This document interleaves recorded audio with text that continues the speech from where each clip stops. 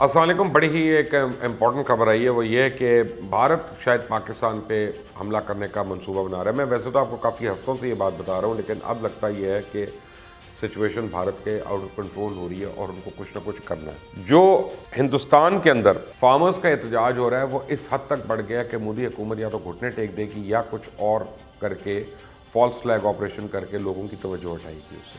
تو اس سلسلے میں پاکستانی فورسز کو تو ہائی الرٹ پہ کر دیا گیا، کیونکہ انڈیا اب کچھ بھی کر سکتا ہے اور پاکستان کے اوپر ازر سرائی کرنے کی کوشش کر سکتا ہے. بھارت 2016 اور 2019 دونوں میں ایک دفعہ فالس فلیگ آپریشن تو کر چکا ہے، اور یہ خدا نہ خواستہ اسی طرح کی حرکتیں جو ہیں وہ کسی بڑے کانفلکٹ کی طرف پورے خطے کو لے کے جا سکتی ہیں. اطلاع تو یہ بھی ملی ہیں کہ نریندر مودی جو ہیں وہ عمران خان کے خلاف ایک ازر سرائی کر رہے ہیں، اور وہ ٹویٹر کے اوپر بھی اگر آپ دیکھیں تو عجیب قسم کے، گھٹیا قسم کے، فوش قسم کے ٹرینڈز بننا شروع ہو گئے جو یہ پاکستانی تو نہیں بنا سکتے.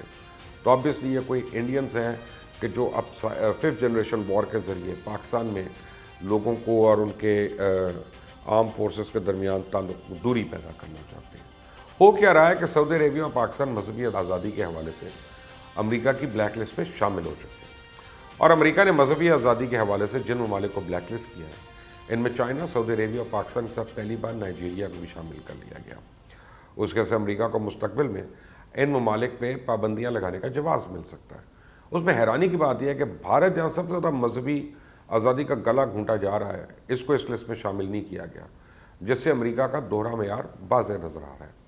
اب یہ پابندیاں 7 دسمبر کو لگائی گئی ہیں. مائک پومپیو نے اپنی ایک ٹویٹ میں کہا کہ امریکہ مذہبی آزادی کے لیے اپنے پرعزم بلکہ پوری طرح ثابت قدم ہے. کسی بھی ملک یا ادارے کو عقائد کی بنیاد پہ لوگوں پہ جبر و ظلم کی کھلی چھٹی نہیں دی جا سکتی. جہاں کہیں بھی مذہبی آزادی پہ حملہ ہوگا ہم اس کے خلاف کارروائی کریں گے. اب FATF جو ہے اس کی طرح پاکستان پہ زور ڈالا جائے گا کہ اس صورتحال کو ان کی مرضی کے مطابق بہتر بنایا جا سکے، ورنہ امریکی امداد بند اور پابندیوں کا سامنا کرو. اب یہ معاملہ امریکی انتظامیہ کے ہاتھ میں ہوگا اور وہ اسے اپنی مرضی اور منشا کے مطابق استعمال کر سکتے ہیں یا ختم کر سکتے ہیں. وزارت خارجہ نے کہا کہ جی جہاں کہیں بھی مذہبی آزادی نہیں پائی جاتی وہاں دہشت گردی اور تشدد جنم لیتا ہے، اور اس کا مقصد امریکی شہریوں کے تحفظ اور ان کی خوشحالی کو یقینی بنانا ہے. امریکہ نے جن ممالک کو بلیک لسٹ کیا ان میں Burma, China, Iran, Nigeria, Pakistan, Saudi Arabia, Tajikistan اور ترکمنستان جیسے ممالک شامل ہیں. بھارت میں آج کل مذہبی آزادی ایک بہت بڑا مسئلہ ہے. مودی اور BJP کی حکومت میں بھارت کا سیکولر چہرہ جو ہے وہ بے نقاب ہو چکا ہے. امریکہ نے اس طرف سے تو آنکھ بند کی ہوئی ہے، کیونکہ وہ کسی صورت بھی چائنا کے خلاف اپنے کسی بھی اتحادی کو کھونا نہیں چاہتا، جو امریکہ کی خوشی کے لیے اپنے ملک کی تباہی کے دہانے پہ آ کر کھڑا ہو گیا. دوسری طرف بھارتی پنجاب کے کسان مودی کے گلے کی ہڈی بن چکے ہیں.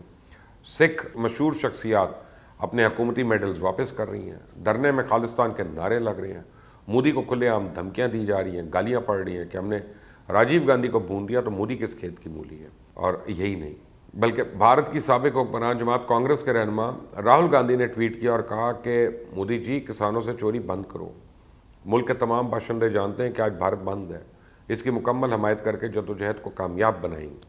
حکومت اور کسان اپنے اپنے موقف پہ ڈٹے ہوئے ہیں، اور اگر حکومت اور کسانوں کے درمیان تعطل برقرار رہے تو متنازع زرعی قوانین کے خلاف کسانوں کے احتجاج سے پیدا ہونے والی صورتحال کا حل تلاش کرنے کے لیے حکومت کی اب تک تو تمام کوششیں ناکام ہو گئی ہیں.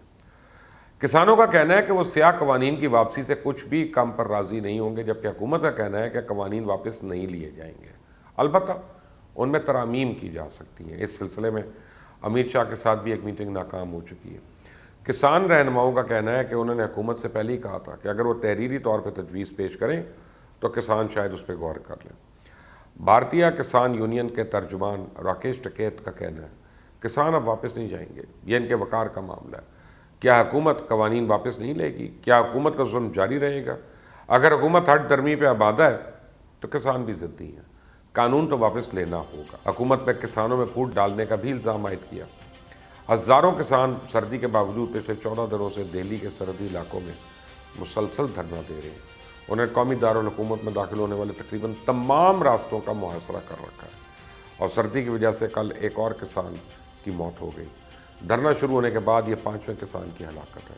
ستمبر کے مہینے میں جب سے زراعت کے شعبے میں بازار کو سہولیات فراہم کرنے والے قوانین متعارف کرائے گئے، اس کے بعد کسان اس کی مخالفت کر رہے ہیں، اور گزشتہ 14 دنوں سے وہ ہزاروں کی تعداد میں دارالحکومت دہلی میں داخل ہونے والے مختلف راستوں پہ دھرنا دیے بیٹھے ہیں۔ کسانوں کی اکثریت کا تعلق شمالی ریاستوں یعنی پنجاب اور ہریانہ سے، اور یہ ملک کی امیر ترین زرعی برادریاں ہیں۔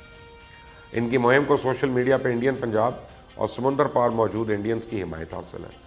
پنجاب اور ہریانہ کو انڈیا میں خوراک کی فراہمی کے لیے انتہائی اہم تصور کیا جاتا ہے، اور یہاں کے عمر رسیدہ کسانوں پہ سخت سردی میں آنسو گیس اور واٹر کینن کے استعمال کی تصاویر سے انہیں زبردست عوامی ہمدردی حاصل ہو رہی ہے۔ مودی بہت مشکل میں ہے، اور اس مشکل کو دور کرنے کے لیے مودی جو ہے اس کا متعلق کہا جا رہا ہے کہ وہ کوئی بھی فالس فلیگ آپریشن کر سکتا ہے، تو پاکستان کو بہت ہی چوکنا رہنا پڑے گا۔ ان حالات میں مزید اپڈیٹس آپ تک لاتا رہوں گا، اس کے لیے سبسکرائب کریں، بیل آئیکن کو پریس کریں۔ انٹل نیکسٹ ٹائم، اللہ حافظ۔